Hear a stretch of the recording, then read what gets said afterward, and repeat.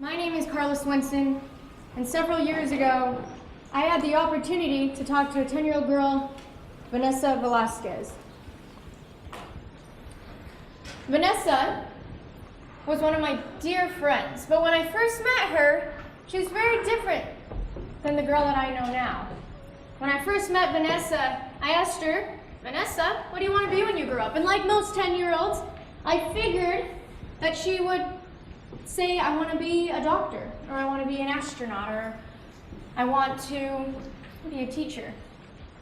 But what Vanessa Velasquez told me was far different than this. She said, "I don't want to be anything because I am dumb." I remember looking at Vanessa and asking her, "Why do you think that?" And she says, "I do horrible in all my classes. I don't know how to read. All the kids make fun of me. I have no friends. And I've decided I don't want to be anything when I grow up." As I began working and tutoring with Vanessa, I came to learn that Vanessa, this girl who was doing horrible in school, who her teacher says were a big pain, who had no friends, she was actually pretty bright. She had excellent communication skills. She was very good at picking up math and analytical thinking. And when I asked her, "Vanessa, why don't you do well in school?" she said, "I don't know how to read and write in English." Now, as I went further into investigating why this would happen, I came to learn that there were budget cuts in the resource programs that Vanessa went to learn how to read and to write in English. Now, her parents were immigrants from Mexico, and they couldn't help her out. And so, because she never learned, and because there's a decrease in funding in these programs, Vanessa was struggling in school, and that in turn affected her confidence, and that in turn affected who she wanted to be when she grew up. She was 10 years old, and she had already decided that she didn't want to be anything. The state of Utah is an interesting place because even though we have the lowest amount of funding that goes per student as recorded by the Utah Census Bureau in 2012, 2013, and 2014, Utah still seems to be doing fairly well in their testing and college admittance rates. So politicians in these days, as recorded in an article by the Deseret News and Richard Davis and talking to these local politicians, they say, "If it's not broke, don't fix it." But I'm here to tell you today that we can fix something that's not broken. Because our children's potential in education should not be measured off of a don't broke, don't fix it system. We should be looking to what we can do to increase our child's potential. We should be looking to increase the funding that will allow our children to get the highest test scores.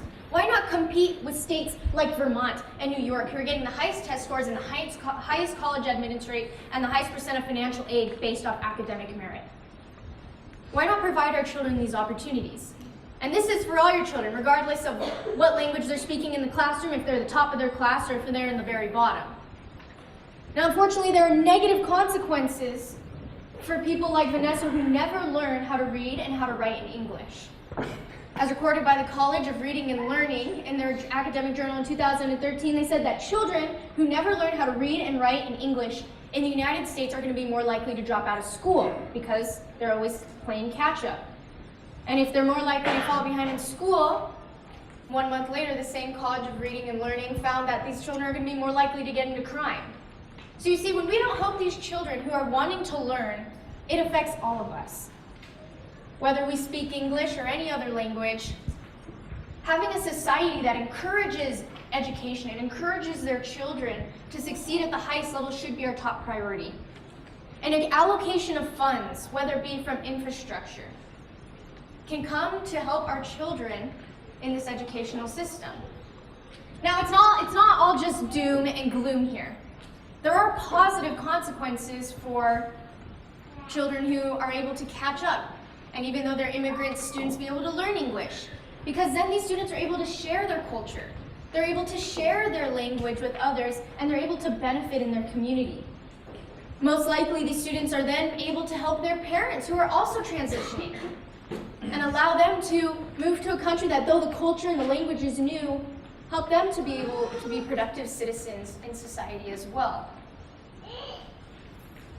When I spoke to Vanessa Velasquez after she learned how to read and how to write in English, she was very different. Her mother told me that in the morning she took showers, and she was getting ready to look nice because she took pride in who she was. She had self-confidence. She was also the top of her class, and as we came to learn, several months later, she received the award for being the most improved in her class in her middle school. Vanessa now, when you ask her, tells you, "I want to be a nurse because I'm smart." And nurses are really good at helping people. are these characteristics that we want to instill in the children. Why not put an allocation of funds towards helping our students now, and why not use an allocation of these funds towards helping students in the future? Thank you.